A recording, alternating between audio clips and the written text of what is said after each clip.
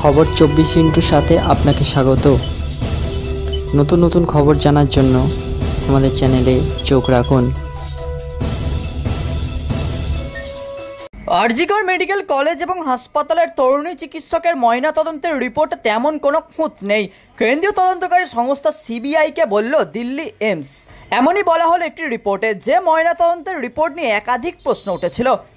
যে ময়নাতদন্তের রিপোর্ট নিয়ে একগুচ্ছ অভিযোগ উঠেছে তাতে সেরকম কোনো গলত নেই বলেই জানাচ্ছে দিল্লি এইমস।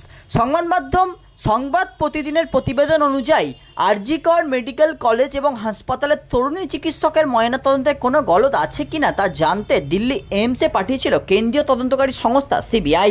আর সেটার প্রেক্ষিতেই প্রাথমিকভাবে এইমসের তরফে জানানো হয় যে ময়নাতদন্তের রিপোর্টে তেমন কোনো গলত নেই। সূত্র উদ্ধৃত করে এই রিপোর্টে জানানো হয়েছে, এইমসের বিশেষজ্ঞরা জানিয়েছে যে সাধারণত ময়নাতদন্তের রিপোর্টে যে বিষয়গুলি থাকা উচিত সেগুলি নির্যাতিতার পোস্টমর্টম রিপোর্টে আছে। তবে বিষয়টি নিয়ে ময়নাতদন্তের দায়িত্বে থাকা চিকিৎসকদের সঙ্গে কথা বলতে চান বিশেষজ্ঞরা। তারপর অপূর্ব বিশ্বাসের সঙ্গে কথা বলা হয়, আর তারপরেই ময়নাতদন্তের রিপোর্ট নিয়ে তেমন কোনো অসন্তোষ বলেও জানা যায়নি বলেও এইমসের বিশেষজ্ঞদের মতে অনুমান। ওই রিপোর্ট অনুযায়ী যে একটি বিষয়ের ক্ষেত্রে তারা খামতি দেখতে পান সেটা খুব বড় কোনো ব্যাপার নয় বলেও জানিয়েছে এইমসের বিশেষজ্ঞরা।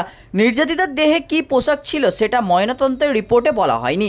সিজার লিস্টে নির্যাতিতার পোশাকের বিবরণে দেওয়ার থাকায় সেই খুঁত নিয়ে সিবিআই বিশেষ চিন্তিত নয় বলেও সূত্র উদ্ধৃত করে ওই রিপোর্টে জানানো হয়। এমনিতেই আরজিকর মেডিকেল কলেজ এবং হাসপাতালের তরুণী চিকিৎসকের ময়নাতদন্ত নিয়ে একাধিক প্রশ্ন উঠেছে। কেন বিকেলের পর তড়িঘড়ি করে ময়নাতদন্ত করা হয়েছিল তা নিয়ে প্রশ্ন তোলা হয়। বিষয়টির উত্থাপন করা হয় আদালতেও। রিপোর্টে কারচুপির অভিযোগে তোলেন আন্দোলনকারীরা।